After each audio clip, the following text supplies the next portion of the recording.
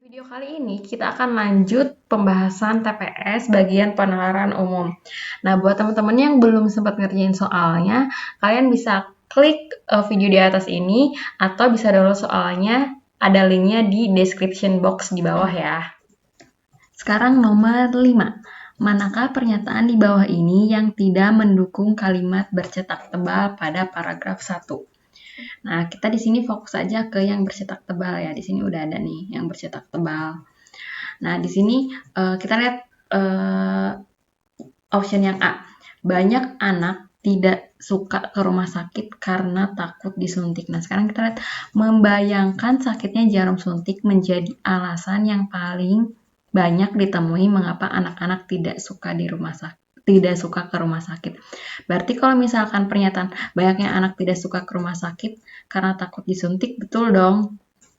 Nah, sedangkan di sini nomor 5 itu maunya yang tidak mendukung, berarti yang A itu masih mendukung. Sekarang yang B, banyak anak mendapatkan pengalaman tidak menyenangkan ketika disuntik. Nah, di sini kan pernyataannya membayangkan sakitnya jarum suntik. Berarti kalau misalkan membayangkan sakitnya jarum suntik itu, dia bisa berimajinasi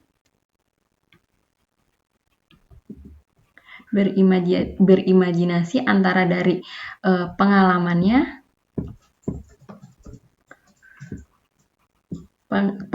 atau sekedar tahu.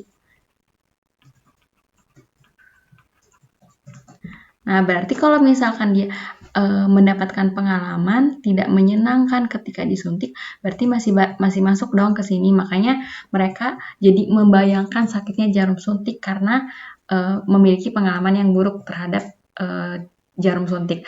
Berarti yang pernyataan yang B itu masih mendukung ya.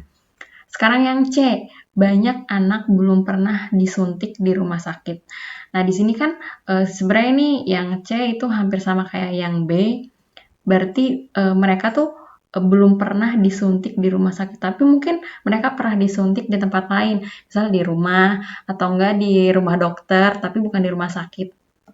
Berarti yang C ini dia masih mendukung karena mereka tahu nih kan, membayangkan itu kan dia berimajinasi dari pengalaman dan tahu jarum suntik. Berarti kalau misalkan mereka belum pernah disuntik di rumah sakit, tapi mereka tahu jarum suntik, berarti masih mendukung ya. Yang C ini masih mendukung. Terus sekarang yang D, banyak anak belum pernah ke rumah sakit karena takut dokter yang memegang jarum suntik. Nah, di sini belum pernah ke rumah sakit. Berarti anak-anak itu dia takut dokter yang memegang jarum suntik. Berarti mereka udah tahu jarum suntik kan? Di sini ada takut dokter yang memegang jarum suntik.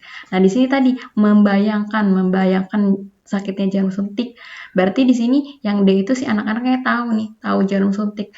Berarti yang D ini masih masuk ke yang dicetak tebal ini. Jadi pernyataan yang D masih masuk ya. Sekarang kita lihat yang E. Banyak anak tidak suka ke rumah sakit walaupun tidak pernah tahu jarum suntik. Di sini kan dia membayangkan sakitnya jarum suntik.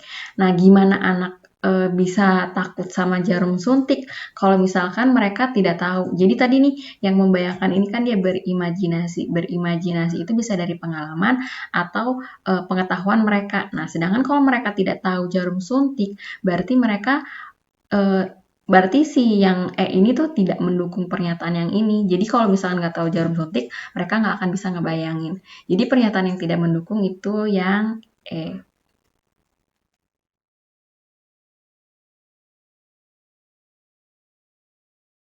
Kalau kalian punya soal-soal tryout atau soal-soal latihan lainnya dan ingin dibahas di video ini, kalian boleh kirim soalnya ke email di bawah ini ya. Emailnya ada di description box.